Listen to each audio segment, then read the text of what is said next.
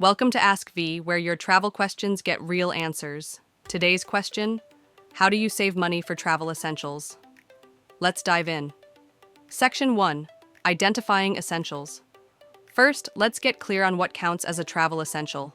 Think your passport, visa, if one is needed, a good quality backpack or suitcase, travel insurance, power bank, universal adapter, travel-sized toiletries, durable, comfortable shoes, and depending on your destination, things like a water purifier or warm clothing.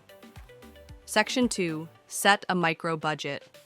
Now, instead of saving one big chunk for everything, break your travel gear or essentials into categories and set a micro budget for each. For example, $50 for a backpack, $20 for adapters, $100 for shoes, and so on. This way, it feels more manageable, and you can start ticking things off the list one by one. Section 3: Shop smart. Don't buy everything brand new. Check Facebook Marketplace, travel gear sales, clearance racks, and even ask traveling friends if they have extra gear they no longer use. Also, sign up for cashback apps or browser extensions like Honey to get alerts on deals. Section 4: The $5 trick. Here's a fun savings hack.